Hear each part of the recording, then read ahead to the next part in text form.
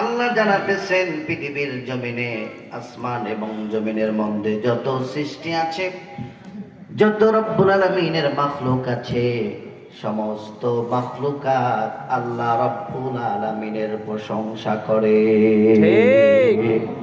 শুধুমাত্র নাফরমান মানুষ আল্লাহর নিয়ামত পেয়েছে, সব কিছু আল্লাহ দিয়েছেন, এরপরেও আল্লাহ রাব্বুল আলামিনের প্রশংসা এই মানুষ করতে চায় না। আছে না নাই?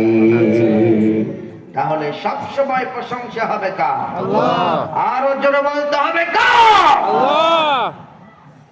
আল্লাহর প্রশংসা করা ছাড়া দুনিয়ার কারো নামে প্রশংসা করা যাবে না, কারো নামে স্লোগান দেওয়া যাবে না, কারো নামে তাকবীর দেওয়া যাবে না।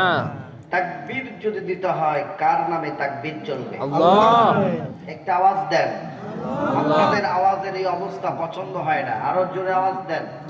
আল্লাহ। কার নামে তাকবীর হবে? আল্লাহ। আরো জোরে বলতে হবে, মুসলমান কার নামে তাকবীর হবে? আল্লাহ। আল্লাহ বলছেন ওয়ারাব্বাকা ফাকাব্বির। তাকবীর যদি হয় একমাত্র কার? আল্লাহ। আমি গত কয়েকদিন আগে গিয়েছিলাম টাঙ্গাইলে, এই স্বৈরাচারের আমলে। আমাকে বলছে হুজুর তাফসীর করেন, অসুবিধা নাই, দুইটা বাক্য খবরদার বলবেন না। খুব চিন্তায় পড়লাম, ভাই কোন দুইটা বাক্য একটু বলেন আমাকে। বলছে 1 নম্বর সুদের কথাই বলবেন না, 2 নম্বর নারায়ে তাকবীরের স্লোগান দিবেন না। বললাম ভাই একটু ব্যাখ্যা করেন, কারণটা কি? বলছে হুজুর আজকের মাহফিলের যিনি সভাপতি তিনি হচ্ছেন সুদের হেডমাস্টার। আজকে সুদের কথা বলবেন, আগামী বছর থেকে তাফসীর মাহফিল আর হবে না। আচ্ছা ঠিক আছে, সুদের কথা বললাম না, তাকবীর হবে না কেন, কারণ কি? বলতে হুজুর আপনি জানেন না নারায়ে তাকবীর শিবিরের স্লোগান। আমি বললাম ভাই নারায়ে তাকবীর যদি শিবিরের স্লোগান হয়, তোমার স্লোগান কি জয় বাংলা?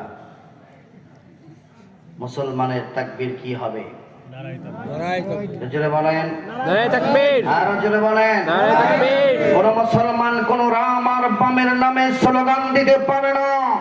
একমাত্র মুসলমানের বাচ্চা হলে ওই মুসলমান শুধুমাত্র আল্লাহ রাব্বুল আলামিনের নামেই স্লোগান দিবে। কথা বলেন ঠিক না বেঠিক? এজন্য আমরা কারো নামে তাকবীর স্লোগান চলবে না। আমরা তাকবীর যদি দিতে হয় আল্লাহর বরত্বের কথা প্রশংসা করব ইনশাআল্লাহ। এই মুসলমান ভাই জানতে চাই, আল্লাহ রাব্বুল আলামিন পৃথিবীতে যে দিন দিয়েছেন, যে ধর্ম দিয়েছেন, এই দিনটা মানা আমাদের জন্য ফরজ, ওয়াজিব না নফল? ফরজ। আল্লাহ রাব্বুল আলামিন বলছেন ইন্নাদ দীনা ইনদাল্লাহিল ইসলাম।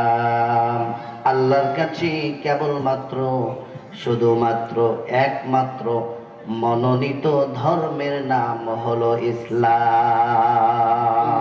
বলি আল্লাহু আল্লাহু আকবার। আকবার। যেই ধর্মটা আল্লাহর কাছে কেবলমাত্র একমাত্র,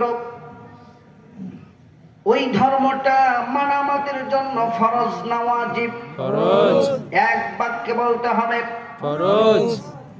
আচ্ছা আপনারা কথা বলছেন না, কারণ কি বলেন তো? কথা না বলার কারণ কি? আগে চিন্তা করতেছেন হুজুর ওয়াজ করার পরে তো আপনি নেবেন হাদিয়া, আমাদের কি টাকা করতে কথা বলা? যা বলার আপনি একাই বলেন, একাই বলেন, আমাদের অসুবিধা নেই, আমরা খালি শুনবো, এরকম না। এটা উঠে যাচ্ছে কেন, কারণ কি ভাই? শুরুই করলাম না, ওটা শুরু করলেন।